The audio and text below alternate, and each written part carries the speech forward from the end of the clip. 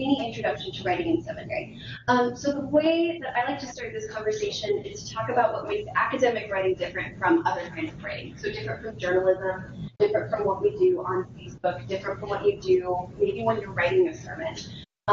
Because one of the quirks about seminary is that this is higher education. We are working on advanced degrees, but we're also working on advanced degrees that are going to help us do very practical things, like write sermons, like respond to letters from people in your congregation, or maybe just pay your student loans. So that's another thing that we all do. So to start off with, academic writing requires an original thesis. And when I say thesis, I'm not talking about like a capstone project or something that you do at the end of your degree, which you may also do.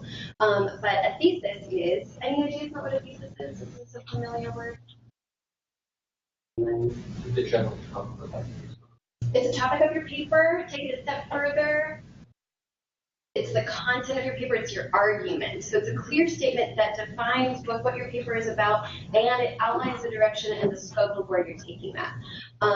So it's a roadmap for the purpose and order of an argument, not just I will argue X, but I will argue X by doing this other stuff for the result of Y, right? So your thesis statement is a part of everything you're going to write at Fuller, from your Moodle post to your CIQ. Is that a familiar phrase for you guys yet? The central integration question.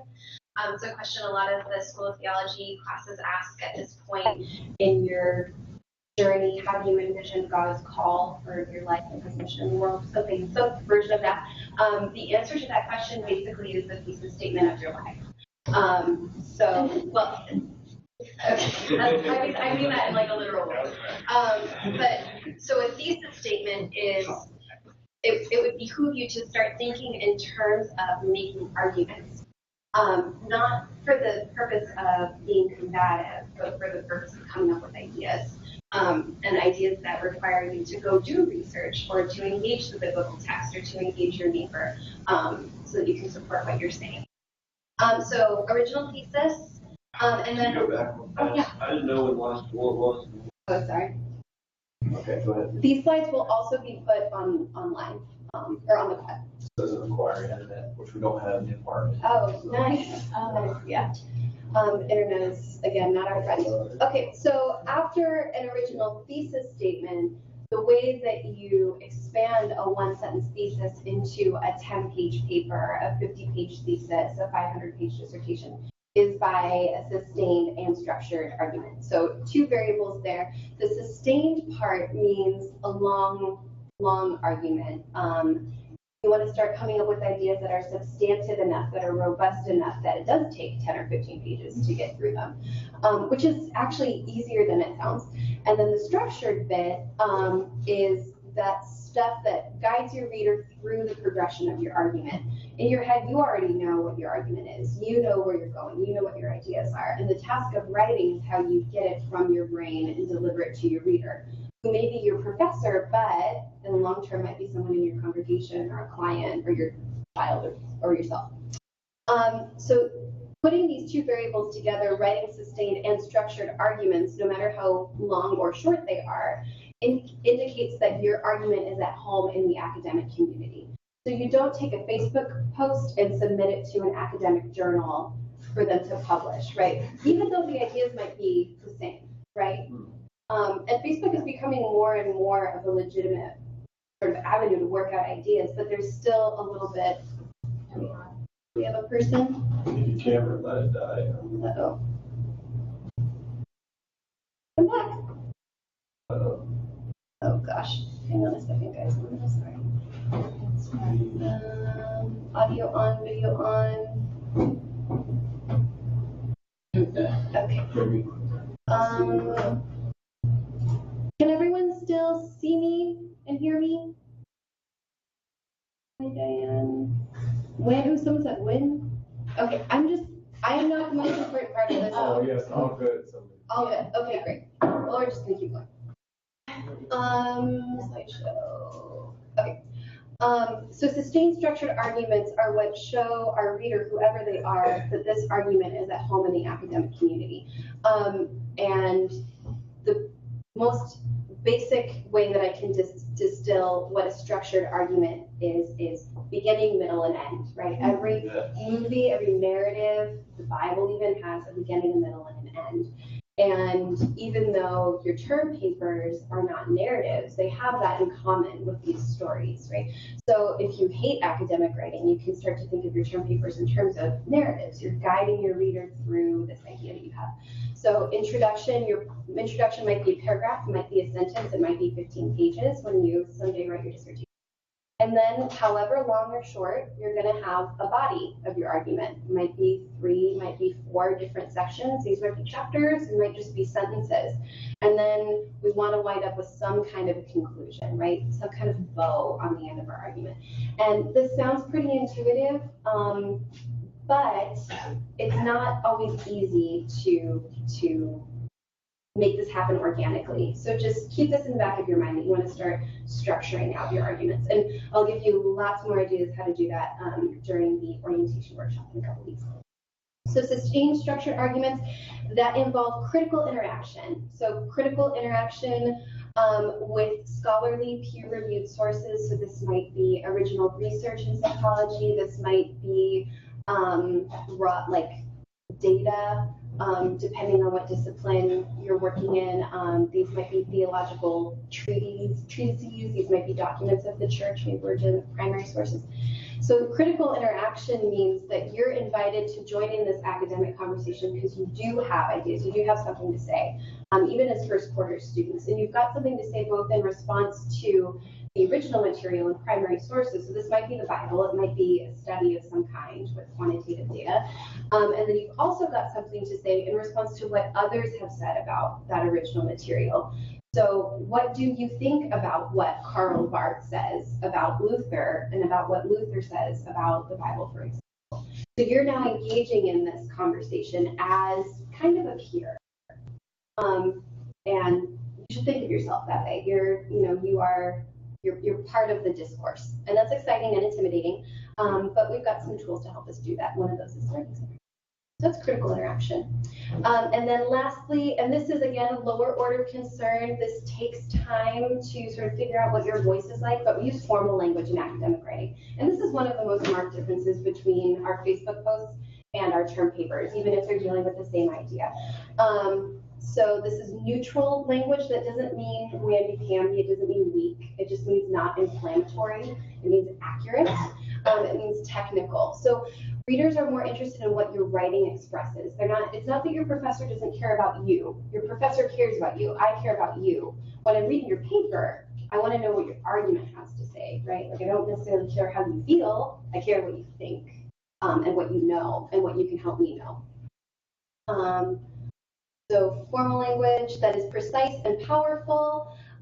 So we use a lot of jargon. It's okay if you don't know what words mean the first time you read them. That's what you're in school for. Please don't hesitate to get a pocket dictionary. I should have brought a copy. There's a really useful Oxford pocket dictionary of theological terms. I'm pretty sure they have it in the bookstore. We've got a couple copies in the Writing Center in London. This is not the kind of thing that you want to use in your research, but something that can help you look up the word hermeneutics. I looked up the word hermeneutics like 100 times my first quarter at Fuller, and that's how I know what that word means. So no shame in asking what something means.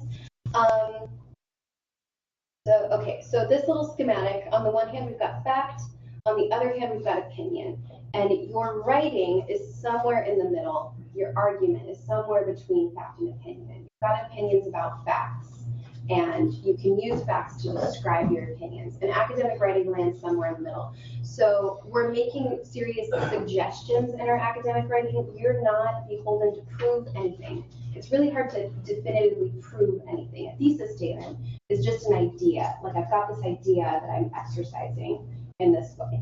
And your language, like the words you use, vocabulary you use, will help you express that. And again, more to be said about that at another time. So theological writing at Fuller is kind of a subset of academic writing. And there are differences between theological writing and writing in other disciplines, like just straight history. There's even difference between theological writing and writing for religious studies. Did anyone major in religious studies? not Bible, not biblical theology. Okay, did anyone go to a public university for undergrad? Public, like a UC or something, state school? Okay, and religious private institutions? Half cool. Okay, just curious.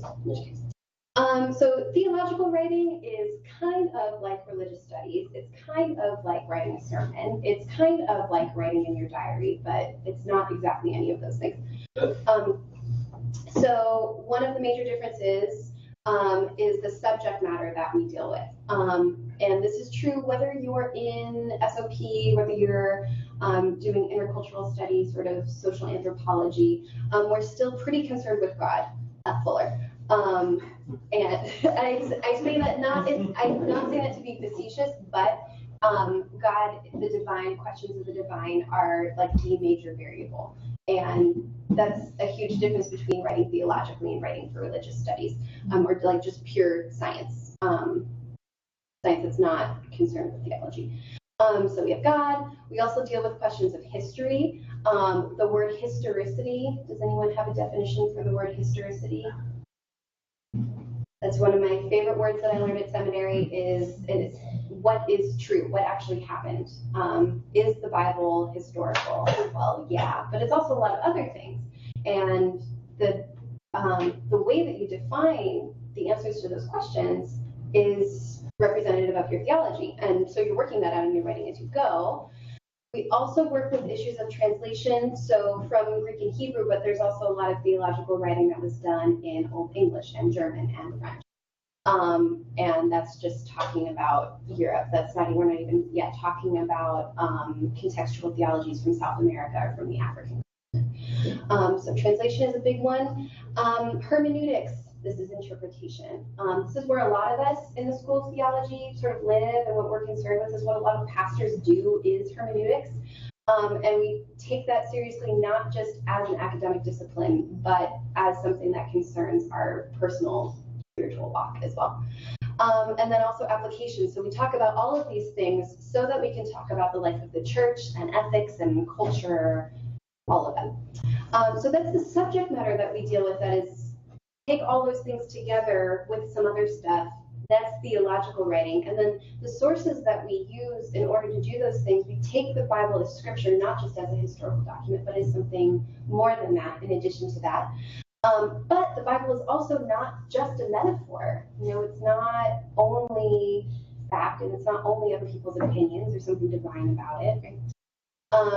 We also use non-canonical sources. So these are like documents from the early church that didn't make it into the Bible, but are still representative of history and of the progression of the early church, of human thought, all of that stuff.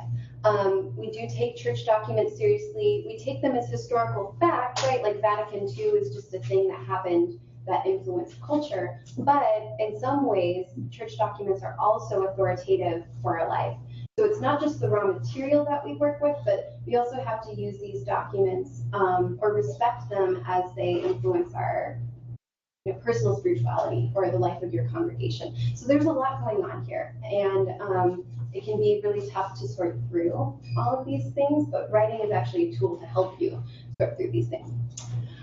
So a few kinds of theological writing. I'm just going to go through this really quickly because we spent a lot more time on it during that intro workshop. So exegesis is critical interaction with an assigned text, usually scripture. So this is what you're going to do in your New Testament classes. You can also exegete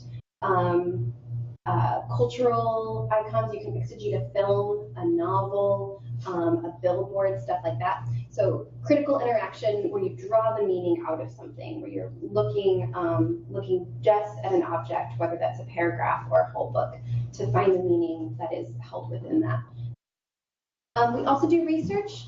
This is my favorite thing, where you evaluate the content and methods of existing research about a topic to say something new.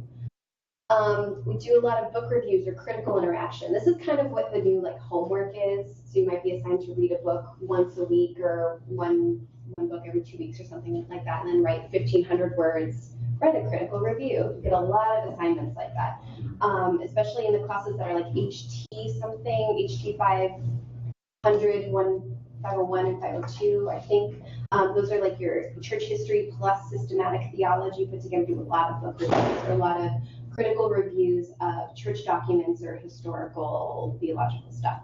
So this is where you summarize pieces of writing, but you also evaluate them as you go. And there is a subtle difference there that, again, we talk more about in that intro workshop. So no worries if you don't know what that exactly feels like yet. And we also do a lot of reflective writing. Is anyone in Touchstone class? Yeah. Many of the IS classes, practice of worship, practice of prayer. A lot of reflective writing. So this is where you combine objective knowledge or someone else's opinion and your own opinion, your own real life experience, again, to say something new. And then I put a little asterisk on this because forum posts are not just theological writing, but is anyone taking an online class this quarter at all? Anyone?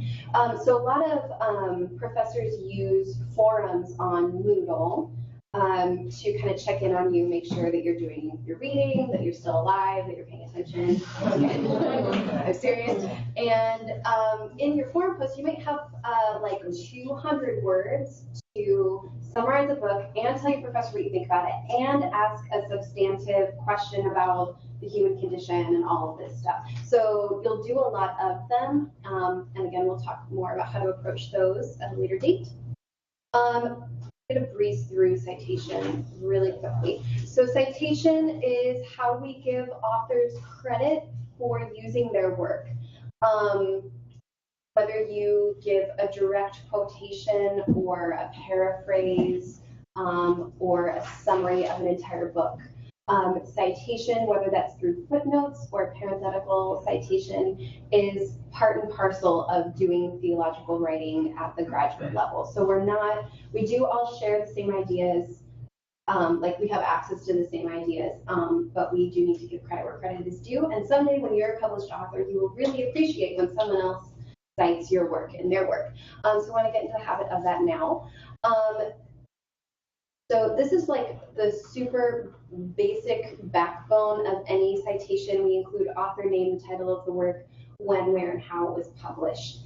The specifics around citation are dependent on the format and style of your paper, so what your professor has asked you to do in terms of citation. If you're not already familiar with these names and acronyms, APA is American Psychological Association, MLA is Modern Language Association, and then SBL, Society of Biblical Literature. They all ask for pretty much the same information. The order around how you present that information, the punctuation, the capitalization is all really specific, but it does matter. So if you have questions about how to build citations or you want your citations checked out for accuracy, just bring it to the Writing Center. We can definitely help you do that. There was some samples online. Okay. Yeah. So there's a quick guide for APA, Chicago /Turabian. Those are the same thing, two different versions of the same thing. And SBL on the Writing Center website. And there's also some links to the MLA page, to the Chicago manual style online. If you don't already have one of these style books, you're more than welcome to use the Writing Centers. I also believe the library has some copies of these style books, and they should be up to date.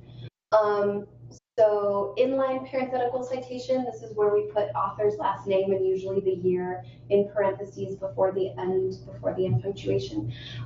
Footnotes are, if you're in the School of Theology, most professors will ask for footnotes either in SBL or Chicago Turabian style. If all of this sounds like Greek, that's fine. Don't worry about it. You don't have to turn anything in tomorrow. What was that? It can also be one Greek. So Yeah. It's all the same. And then endnotes, that's what you'll use someday when you write your dissertation. All citation styles require a bibliography or a reference list or works cited. They call them all different things. It's all the same. It's just the list of everything that you refer to in your paper. It goes at the end of your paper.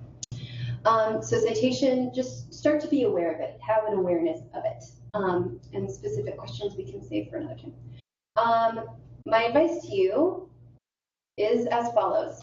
Broadly speaking, take your time and plan, let's see, here we go. Plan in advance. Writing can be a spiritual discipline. I believe that really strongly, but it is a discipline because it's really hard.